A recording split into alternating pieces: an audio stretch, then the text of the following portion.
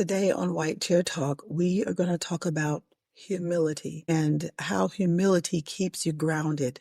It's so important, and especially in this day and time when humility is like a lost art. You look on social media, sometimes television, you'll see people boasting about everything. But we're going to talk about how humility keeps you grounded. So stick with me. We're going to talk about it. Okay. Today, White Chair Talk, humility, how it keeps you grounded. I was reading a scripture. I'm always reading a scripture. And this, I don't know, I read it before, but it just never hit me the way it hit me this time. The scripture in John. There was a time before cell phones where I took this to church with me all the time, and I knew where every scripture was. Well, not every scripture, but most of them. I could be like, oh, it's behind this. But you know what? Today, we're not going to do that. Today, we're going to look at the cell phone today because innovation, technology has happened. And I'm going to find it really quickly. Let me just read the scripture. So it's John 3, verses, I'm going to start with verse 23. John 3, verse 23. I'm going to read it here. Okay, it says, now this is talking about John the Baptist. Now you know who John the Baptist is. John the Baptist came before Jesus. He was, Elizabeth and Zacharias's son. So he was the baby that leaped when Mary came and did her greeting. The baby leaped. This is that John the Baptist that came before Jesus. Don't know much older he was than Jesus, but I know he came before Jesus. That's the John the Baptist that I'm talking about. So this is John chapter 3, verses 23. It says, at this time, John the Baptist was baptizing at Aenon near Salem, because there was plenty of water there, and people kept coming to him for baptism. This was before John the Baptist was put into prison.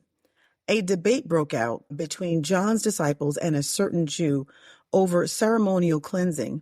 So John's disciples came to him and said, Rabbi, the man you met on the other side of the Jordan River, the one you identified as the Messiah, is also baptizing people. And everybody is going to him instead of coming to us. So it says, John the Baptist, or John, replied, no one can receive anything unless God gives it from heaven. No one can receive anything unless God gives us from heaven.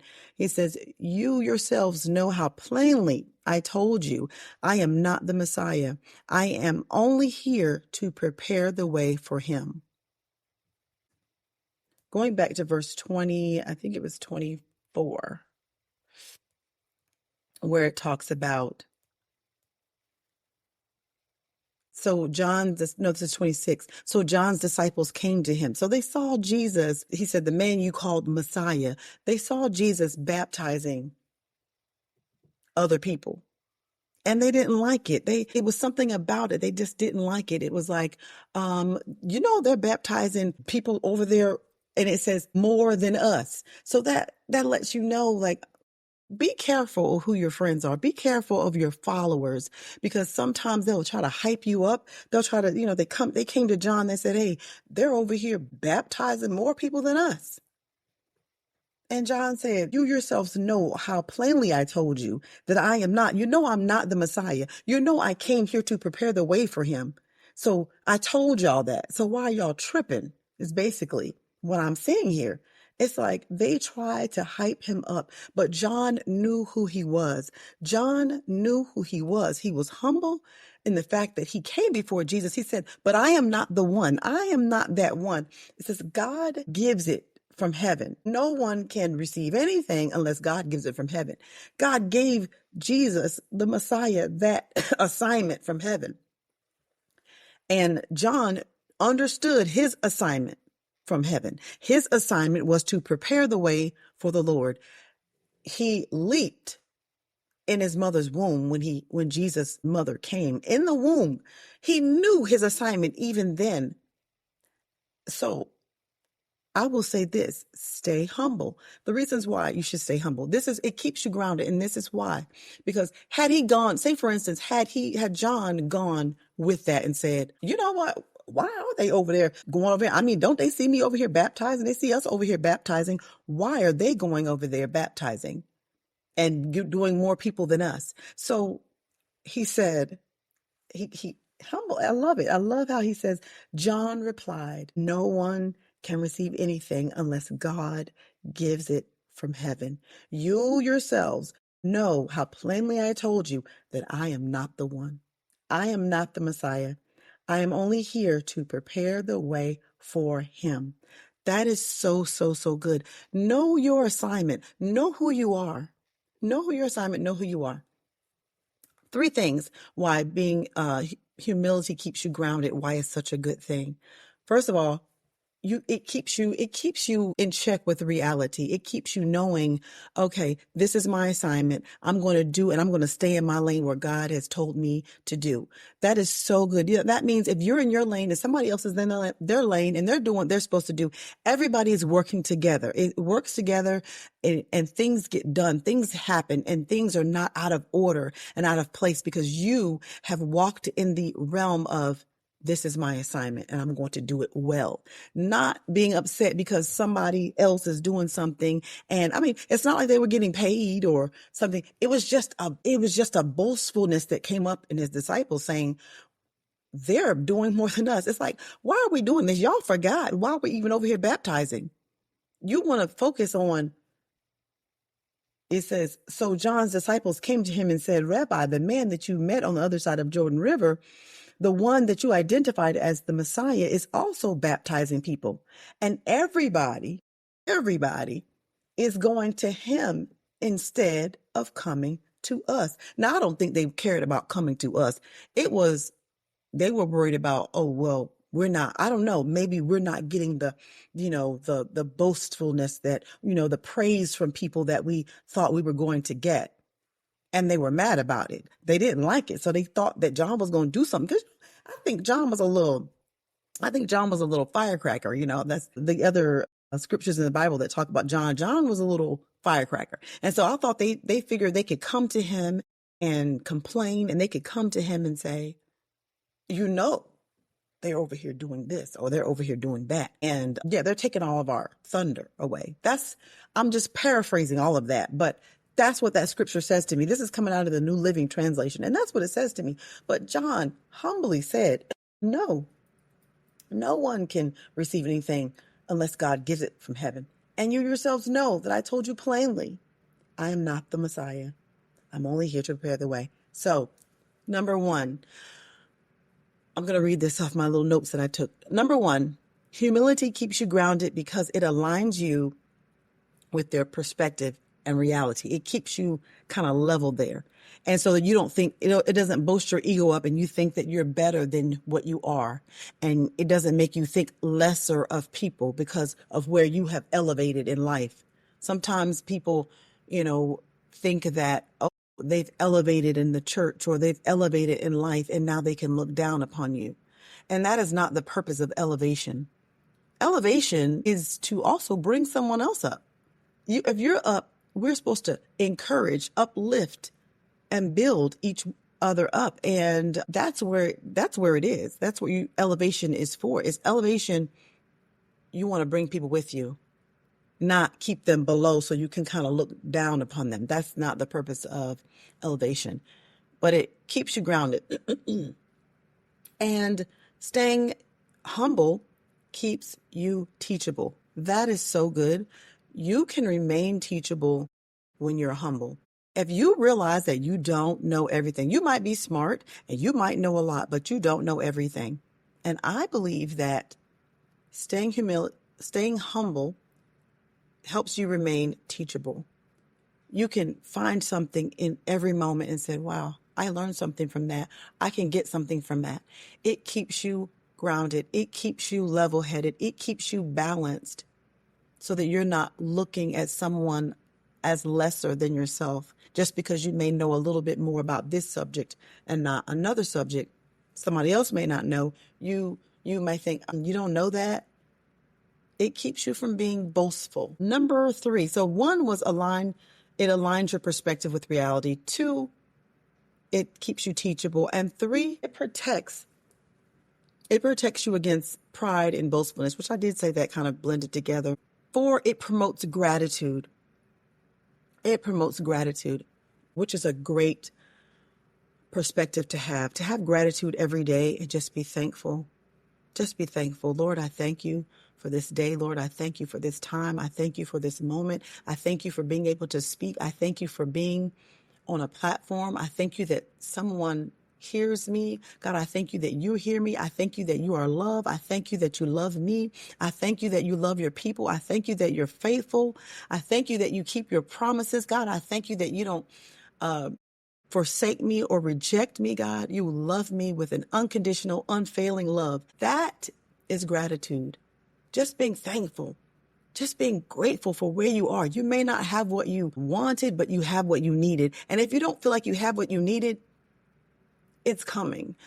It's coming. And I have Jesus. Jesus makes me feel like even if I don't have what I think I need and what I think I want, I have him. And it's right at the tip of my fingers. I can just speak those things that are not as though they were, and I can just be thankful. I can just have gratitude.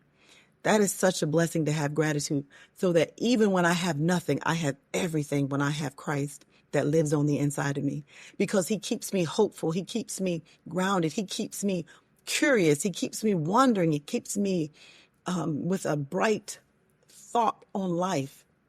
Why? So that I can continue to encourage others. When someone's down, you have enough gratefulness in you that you can say something to them that will lift them up. Because we are the gods on this earth, really. I mean, you don't see Jesus walking around today, so the Jesus in me has to shine to someone else. It has to shine to the world. That's how it is. He put his spirit on the inside of us so that we can share it and spread it to the world. So staying humble keeps you in that mindset. Staying humble keeps you in that grateful gratitude mindset, thankfulness. And it actually does something to the inside of you. It does something to my mind and my connections. When I'm thankful, the neural connections in my brain, when I'm thankful, when I give praise, when I thank God, when I just say, Lord, I thank you that I'm grateful, it does something to me, and it makes me tap into that joy that's on the inside. And lastly, I want to say, being humble keeps you grounded because it reflects your dependence upon God. That is big, and I don't think that that's a popular thing these days. A lot of people talk about, depending on themselves. I don't need you. I don't need you. I can depend on myself. You know what? Depending on myself is not a good place to be, because I don't know everything. I don't know what's behind, the door. I don't know when the next tragedy could strike or the next thing. I don't know those things. So me staying humble and me staying teachable and me staying with gratitude helps me depend on God. It reflects my dependence upon God, because I'm like, God, hey, I don't know. That's why I pray, God, we don't know these things. God, show me, give me your wisdom. Show me how to operate in this level of creativity that I'm in right now. Show me how to do that. Because when you show me how to do that, that lets me be more dependent upon you. Depending on God is where he really wants us to be, because he's the source. Why would I want to depend on myself? I am not the source. My help and my source comes from the Lord. And you may think, well, no, you work and you have a paycheck and your source comes from your paycheck. No. Because you know what? Without waking up in the morning, without breathing this good old-fashioned oxygen in the air, without being able to hear my alarm and waking up, who's doing that? It's certainly not me. When I'm asleep, I don't know. But God wakes me up. Yes, I might hear the alarm, but how did I hear the alarm? Why? He gave me ears to hear.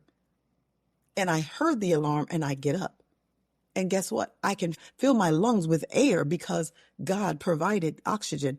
And somebody say, well, no, the trees provide oxygen. The plants provide oxygen, but who provided the plants? Like, I look at the source. He is the source of everything. the source of everything. So because I know that, why not just go back to square root of one, and that is God, who is the creator of all things. So being grounded in humility, it promotes all those things. It promotes thankfulness. It promotes gratitude. It promotes lining yourself up with reality. It helps you remain teachable. It protects you from pride and being boastful and thinking of higher than yourselves than you ought to. There's a scripture about that. Not thinking higher than yourselves than you should, and sometimes thinking lower of somebody else because you've got an elevation. But the elevation is there to elevate someone else. You know what? When you pray, when you've achieved a goal, when you've mastered something, you masterclass somebody else. Open up that masterclass and say, hey, this is how I did it. This is how I got over the hump. Here, I'm going to bring you with me. I'm going to bring you back with me. So that is the blessing. That is why humility keeps you grounded. We want to stay in that vein. And if you think of anything else, that you want to comment about and you want to talk about how humility keeps you grounded, please comment. I would love to hear how you have accomplished and you have achieved humility and how it has blessed you, and what other ways, other than even the scriptural ways that I talked about today, because it's so important to keep your mind balanced. Don't, like John, he didn't let them hype him up. Like I said, watch your followers, watch who's surrounding you, because really they were talking about themselves, us. They're not coming to us to get baptized. They weren't thinking about John the Baptist. They weren't thinking about the purpose of baptism. They were just thinking about how it made them look, how it made them seem. So be careful about that. Well, that is all I have today. I would love for you to follow me, like, share, subscribe, comment. All the engagement is so welcome. And until then, be the best version of yourself that you can be, and stay humble, rooted, and grounded. Bye.